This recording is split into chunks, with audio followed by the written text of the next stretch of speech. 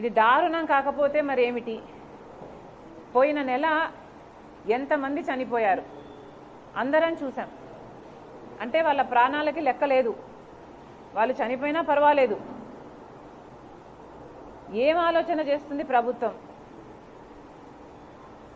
CS గారు అంతటి హోదాలో ఉండి, ఆ పదవిలో ఉండి కూడా మీరేదో ట్రయల్ అండ్ ఎర్రర్ లాగా ప్రతి నెల ఇంతమందిని పొట్టన పెట్టుకోవాలి, ఇంతమందిని చంపేసుకోవాలి అని ఏమన్నా టార్గెట్ పెట్టుకొని పనిచేస్తున్నారా? ఇంత ఘోరంగా ఒక ప్రభుత్వానికి బానిసలు కావాల్సిన అవసరము ఐఏఎస్లకు ఏముంది అని అడుగుతున్నాం. మీకు వాళ్ళు కాదు కండి జీతం ఇచ్చేది, మరొక్కసారి గుర్తు చేస్తున్నాం. మీకు జీతం ఇస్తున్నది ప్రజలు, ప్రజల డబ్బులు. ఇంత లాయల్టీ వైసీపీకి మేలు చేయాలి అన్న ఇంత లాయల్టీ పనికిరాదు. కేవలం ఈరోజు వైసీపీ పార్టీకి మేలు చేయడానికి నెల నెల ఇంతమందిని పొట్టన పెట్టుకుంటున్నారు. మీరు ఒకటే పాయింట్ ప్రూవ్ చేస్తున్నారు.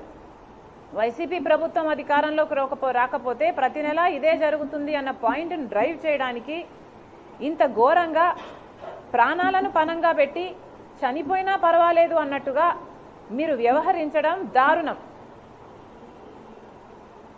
దీన్ని వెనక ఉండి నడిపిస్తున్నది వైసీపీ ప్రభుత్వం. వైసీపీ ప్రభుత్వము ఉద్యోగస్తులను, ఐఏఎస్ ఆఫీసర్లను ఇంత ఘోరంగా వాడుకోవడం, ఈ పాపాన్ని వాళ్ళ నెత్తిన పెట్టడం, వాళ్ళ భుజాన తుపాకీ పెట్టి కాల్చడం దారుణం కాకపోతే మరి ఏమిటి అని అడుగుతున్నాం. కాంగ్రెస్ పార్టీ దీన్ని పూర్తిగా ఖండిస్తుంది.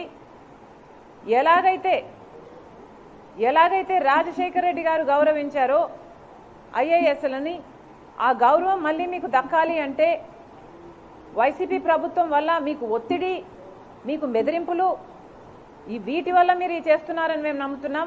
మరొకసారి అందరు ఆఫీసర్లకు గుర్తు చేస్తున్నాం, this is not the way to function. ఇంతమందిని పొట్టన పెట్టుకోవడం వైసీపీ ప్రభుత్వానికి మేలు చేయడానికి చేస్తున్న ఈ ప్రయత్నాన్ని ప్రజలు తిప్పికొడతారు, ప్రజలు ఆలోచిస్తారు.